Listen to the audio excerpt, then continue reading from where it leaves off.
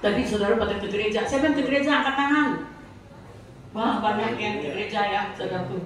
Puji Tuhan. Nanti yang ke gereja yang dapat door prize ya. Amin. Yang ke gereja nggak usah. Enggak, door prize mesti ambil. Yang ke gereja juga dapat, saudaraku.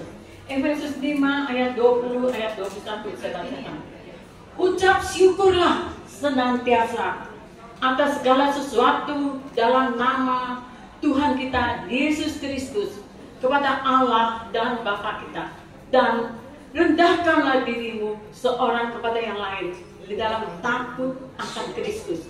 Saudara, di sini dikatakan ucap syukur senantiasa, artinya selalu, saudaraku, atas segala sesuatu yang baik maupun yang buruk, kita ucap syukur, saudaraku. Ingat, Tepes. Biasanya kita mau mengucap syukur kalau kita diberkati, saudaraku. Kalau kita naik pangkat, kita naik kelas, saudaraku. Tapi dalam hal yang buruk kita rugi segala. Apakah kita dapat mengucap syukur, saudaraku? Belum tentu.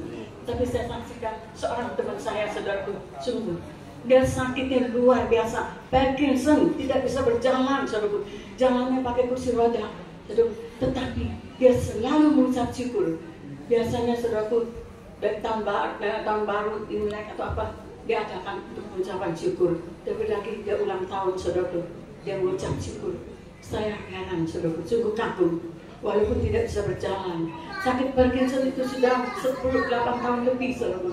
Tapi dia mengucap syukur, saudaraku. Saudara, tirulah yang demikian. Mengucap syukur itu dalam segala hal, bukan dalam, saudaraku. Saudara, ada seseorang, saudaraku, saya kenal ya, baik. Dahulu tidak lulus SMA, tidak punya uang, saudaraku. Tidak teruskan kuliah, saya tanya kenapa? Ya, habis orang tua saya tidak ada. Dia kerja di satu perusahaan toko emas, saudaraku, masih umur 18, tapi dia rajin ke Tuhan, saudaraku. Dia jadi ketua youth, saudaraku, di satu gereja. Dia setia, saudaraku, hanya bekerja sebagai SPG, tetapi tidak lama kemudian Tuhan memberkati luar biasa, saudaraku. Dia mengucap syukur, dia tidak sedih bahwa tidak kuliah, saudaraku, tetapi dia percaya di dalam Tuhan ada mujizat, sehingga akhirnya, saudaraku, dia bisa punya toko emas, saya kagum, yang lebih besar dari bosnya. Dia punya rumah, saya kagum, lebih besar lagi dari bosnya, saudaraku. Saudara, karena apa? Karena dia takut Tuhan. Dia mengucap syukur dalam segala hal.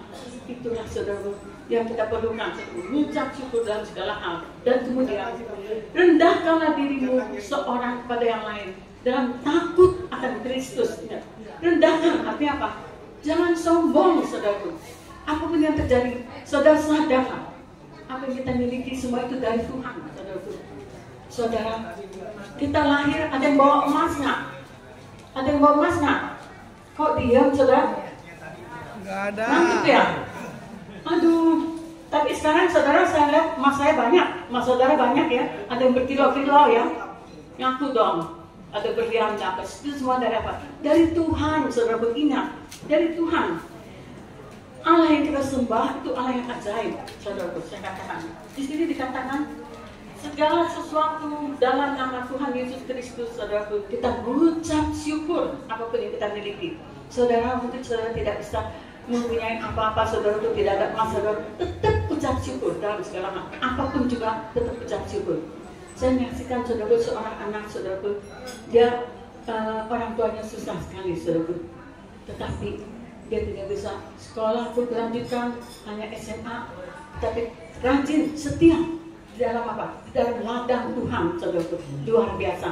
Tuhan bisa memberkati, tidak ada modal apapun juga. Kedua orang tuanya tidak ada modalnya, saudaraku, tetapi Tuhan memberkati dia. Karena apa?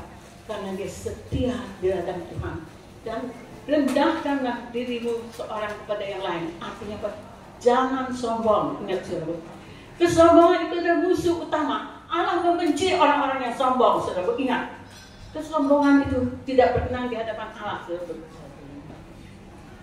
Hendaklah kita tetap rendah hati, walaupun kita memiliki segalanya, saudaraku. Itu semua ingat dari Tuhan. Dan ingat, bila mana kita pulang ke rumah Bapak tentunya ya, tidak akan kita bawa satu pun juga.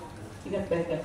Jadi saat ini, saudaraku, ingat, saudaraku, di dalam mengucap syukur itu lawannya yaitu apa, saudaraku? Bersungut. Sering kali kita bersungut pada saat kita menghadapi nasib yang jelek, saudara. Baru-baru ini, saudara, seorang kawan saya, saudara, dia punya anak umur 26 tahun, sakit, panas, rumahnya dekat rumah saya, terus sadar, saudara, apa yang terjadi? Anaknya langsung meninggal, saudara. Dia marah sama Tuhan, saudara. Dia benci, dia ajak doa, tidak mau. Padahal dia tadi ya saudaraku setia di dalam ladang Tuhan. Saya katakan ucap syukurlah kepada Tuhan. Tuhan itu baik. Anak kamu, saya bilang, bisa meninggal mendadak, tidak usah ke rumah sakit, tidak usah berobat, tidak sakit, tidak begini, saudara. Ucap syukur pada Tuhan. Dan dia sudah di dalam Tuhan, saudaraku. Tadi dia marah, dia tidak mau berdoa. Tuhan itu tidak ada, Tuhan itu jahat. Saya katakan tidak. Akhirnya tapi terakhir dia sadar. Terakhir dia mau juga datang ke gereja saya untuk berdoa, dan di dalam waktu dia memang sudah waktunya pulang ke rumah Bapak. Jadi ingat, saudara, segala sesuatu ada waktunya. Ada untuk lahir, waktu untuk lahir, ada waktu untuk menangis, saudara. Ada waktu untuk menangis, ada waktu untuk tertawa, ada waktu untuk lahir, ada waktu untuk meninggal. Saudara ingat, tahun berganti tahun berarti apa? Umur kita tambah panjang atau tambah pendek? Pendek. Tambah pendek, saudaraku. Mengucap syukur. Tapi saudara, di sini puji Tuhan, ada seorang ibu, coba tolong berdiri. Berdiri, Ibu Ratna. Ayo, Ibu Ratna, tolong berdiri. Umurnya 96 tahun, saudaraku. Umurnya 96 tahun. Anaknya nggak pernah tanggung. Anaknya 10. 10-10-nya masih